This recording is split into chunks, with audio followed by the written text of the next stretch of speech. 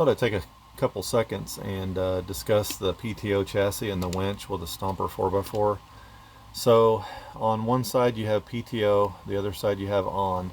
If you put it into the on position, then the wheels will spin and it'll suck the wire in, or the cable in. If you put it into the PTO position, then the wheels don't spin, but it sucks in the winch.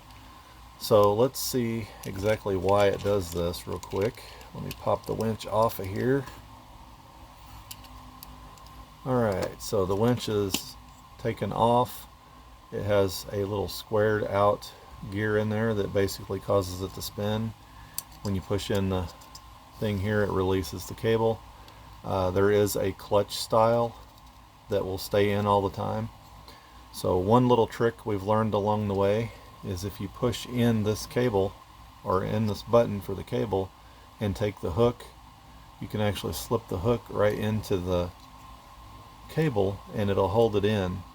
So you can actually leave this installed on the Stomper while you're driving it around. So let's take a look inside real quick and get an understanding of what's going on in there. So when you're in the PTO position or on position, this front gear is always going to be spinning because it's engaged by this motor. So the motor's constantly spinning that front gear.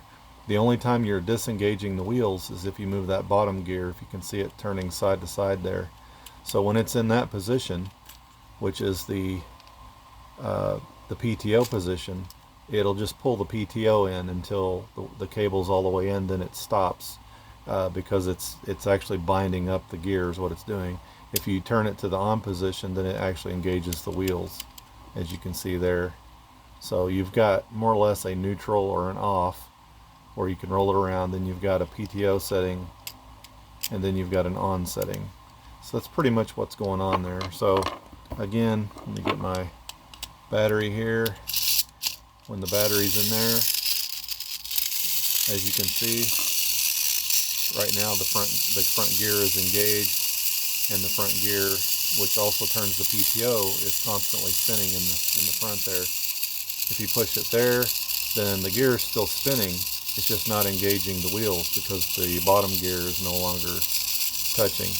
But it will continue to spin the PTO, as you can see right there. That's your PTO drive. So pretty simple setup.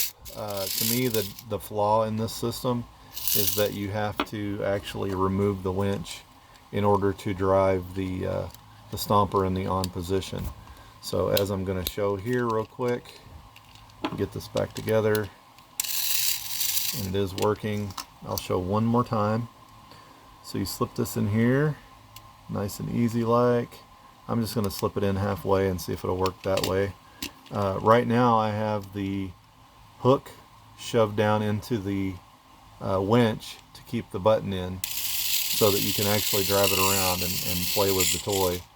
If you remove that out of there, the button goes back out, and then it'll stop as soon as it sucks the cable in. So anyway, I hope that helps.